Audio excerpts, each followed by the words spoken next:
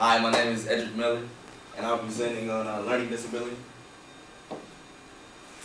First, I want to start off with a question for the class. What is a learning disability, and what does it mean to you? Does anybody want to answer that, or you just guys want to take it? I think a learning disability is basically anything that would impair you from being what would be considered average within a class or up to the learning standards that a teacher would expect. Yeah. Anybody else? Yeah, that's pretty much it. But I have the definition for a learning disability right here. A learning disability is a condition that can cause significant problems both in school and in life.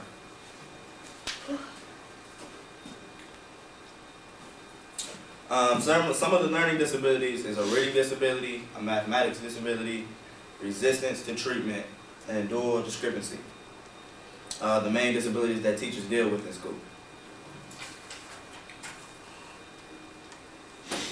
A reading disability is a condition where a student learning disability is most significant in reading. They really struggle and they can really be very angry with themselves. A mathematics disability is pretty much the same thing, only it's more significant in the math area.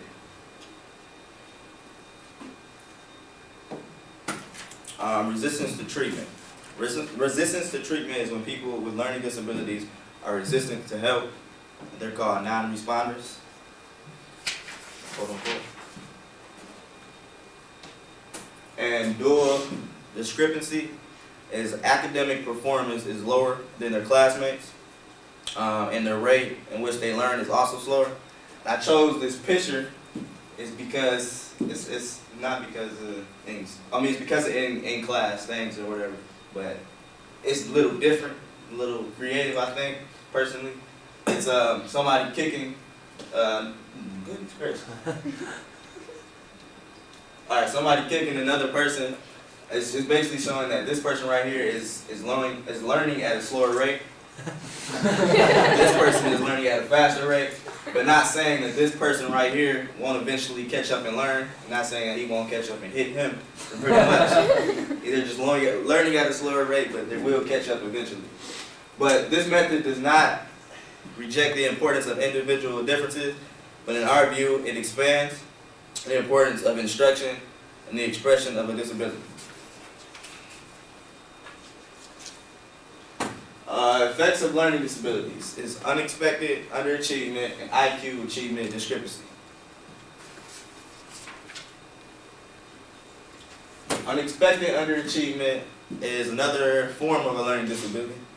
It is when academic performance is below what will be predicted from individuals' talents and potential shown.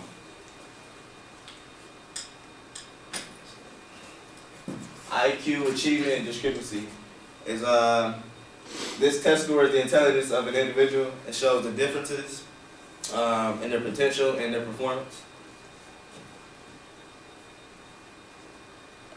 Another question I got probably tired of my questions, but another question is, what other type of learning disability that I haven't talked about that you guys want to talk about and elaborate on? Anybody? No volunteers. None at all. Dyslexia. Oh, say again? Dyslexia. Can you say something about it? I mean, isn't that a learning disability? I thought it was. I mean, I know it is. Yeah, okay. Anybody Can you else? elaborate on it? You gotta elaborate on it. I mean, Elaborate you on want it. to elaborate on. Oh, no, I'm talking about you, because I'm not real common. I don't really know that. Oh, okay. Okay, anybody? I don't know if I don't know how to define this learning disability, but I know like people who are just like on the edge of in between normal and having a learning disability and whether to like, you know, something's off, but you're not sure.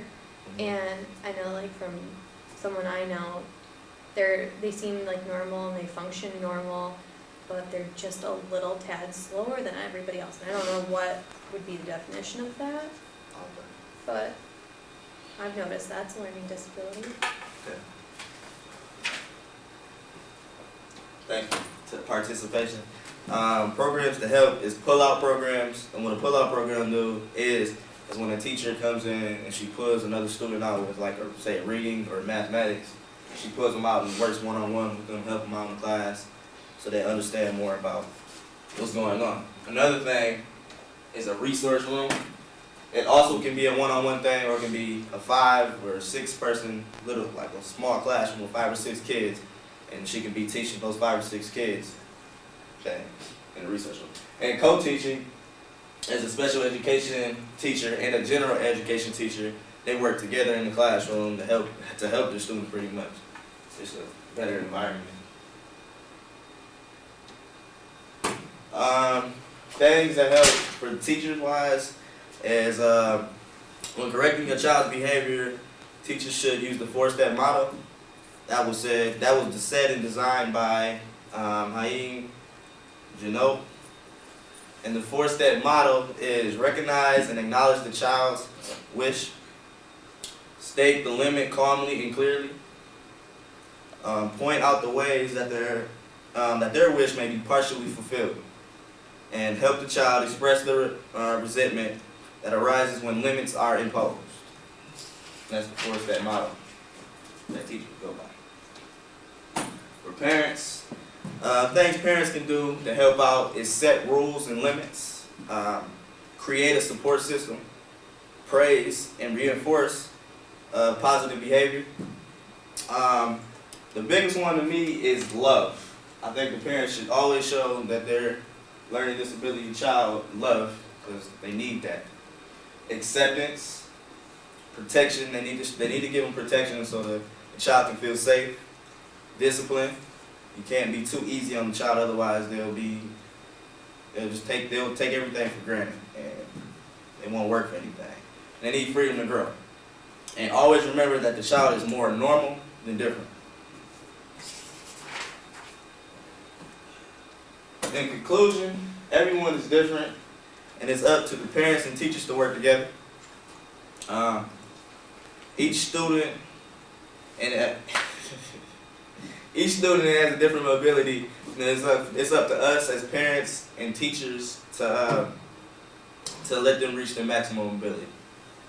And here's my resources, my sources. And that's it. Thank you.